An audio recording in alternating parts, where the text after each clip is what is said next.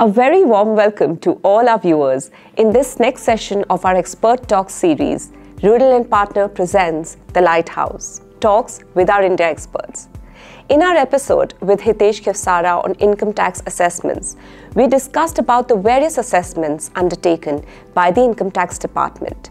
During the assessment, Department makes some adjustments to the returned income of the taxpayer, which are detrimental to their interest. In such scenarios, when the taxpayers do not agree with the position of Tax Department, they need to contest it before appropriate forums to get relief. We have with us CA Piyush Bafna. Piyush is a senior professional at Rödl Partner and a qualified chartered accountant and a lawyer. Piyush has a vast practical experience of over 9 years handling diverse litigations and representation before appellate forums and in advising corporate and individual clients on income tax, international tax and transfer pricing related matters at Rödl Partner. Welcome, Piyush. Thank you, Anushrii. I'm glad to be here. Thank you so much. So, can you please elaborate the topic for our viewers? Sure. It is said in the tax world that there is only 1% which is black and white and 99% is the grey. This 99% grey area gives rise to the litigation.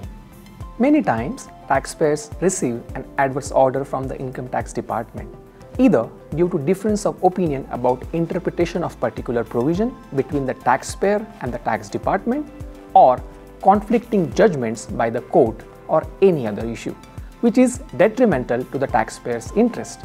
In such case, taxpayers have a remedy under the Income Tax Act by challenging the same before the appellate forum. The Income Tax Act provides 4-tier appellate mechanism to taxpayer, which starts from Commissioner Appeals right up to the Supreme Court of India. Commissioner Appeal is a first appellate authority who is senior tax officer from the department. Generally, the appeals needs to be filed before the Commissioner appeals within 30 days from the receipt of the order.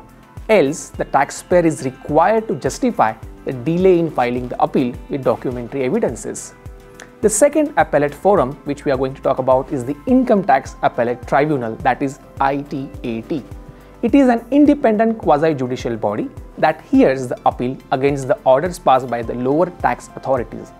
The ITAT is composed of judicial member as well as the accountant member who have expertise in the tax matters.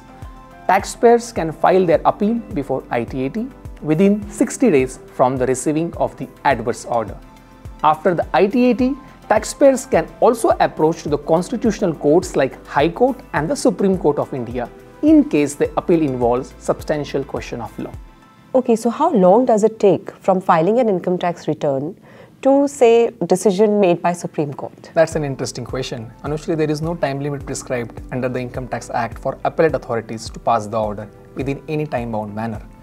Depending on the complexity of issue involved or the types of addition made, it may take from 7 years to 15 years or sometimes even more than that to get the final order from the Supreme Court of India.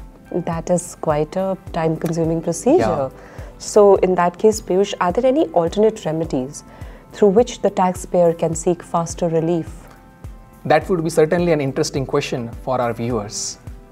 Dispute Resolution Panel, DRP, is an alternate route available for faster relief.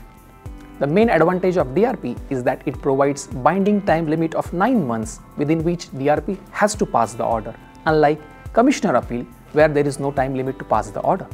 After the DRP order, taxpayer can file second appeal directly to ITAT.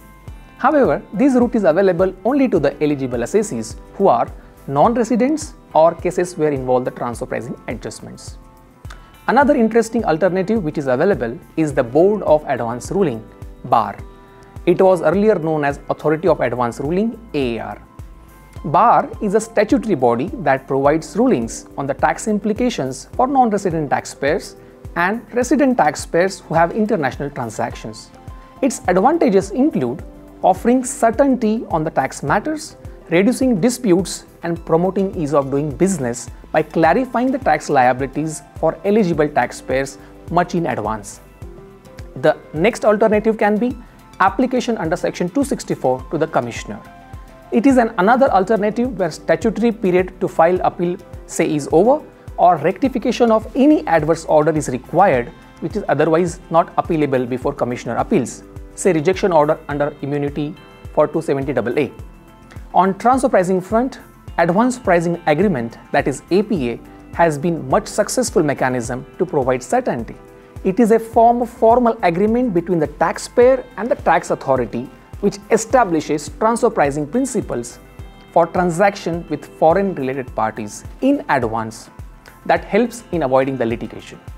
If there are already ongoing transfer pricing or other tax treaty related disputes, the foreign taxpayers can also opt for Mutual Agreement Procedure MAP that provides for negotiation between treaty partner countries to determine the taxing rights over each taxpayers. This helps in avoiding the double taxation. That's interesting to note. Generally, the taxpayers may not be even aware of such alternatives. This will certainly help them evaluate other options. Looking at the current scenario, Piyush, can you please give some practical tips to our taxpayers to handle tax litigation effectively? Sure, Anushrii. There are situations which are beyond the control of the taxpayers and they may need to defend their positions before the appellate forums, and this question would be relevant to them. First and foremost, assess the merits of the appeal carefully and choose the appropriate forum while considering the potential outcomes and cost.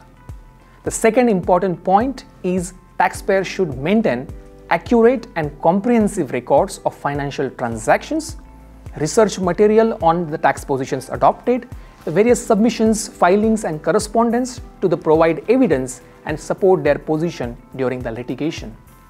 Further, whenever taxpayer files an appeal, it also needs to ensure allied aspects like stay of demand and penalty abayances, etc. Lastly, it is always recommended that taxpayers should seek guidance from expert tax professionals to ensure proper understanding of tax laws, procedures involved, and the potential strategies for their cases. That's really helpful, Piyush. Well, in recent times, there is a surge in prosecution being launched by the Income Tax Department against the directors or the key managerial personnel for defaults, like late TDS deposit or non-filing of income tax return. Please give an advice to our taxpayer how to handle this critical situation. Definitely, Anushrii. The first and foremost thing is to analyze the facts and the circumstances which has led to these kind of defaults. When we analyze these, we can assess which remedy can be available. For example, they have the option to pay the compounding fees to the Income Tax Department, but that's quite high. The another option is to defend the matter before the courts, but that takes a lot of time, 10 to 15 years or maybe more than that. In that case, the taxpayer can also explore the option of summary dismissal either from the district court or the high courts. Great, very well explained, I must say, Piyush. Lastly, Piyush, can you please elaborate for our viewers how Rödl and Partner can benefit them? Surely, Anushrii. Our experience suggests that taxpayers who do not have proper strategy and are not well versed with the presentation of documents and the information before the authorities generally gets an adverse order. Rödl and Partner helps taxpayers prepare strategy and tactfully handle the information request from the department.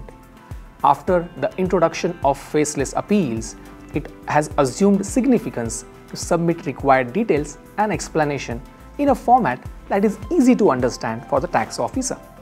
Further, Rödl and Partner can help taxpayer by making effective submissions and representations before the authorities.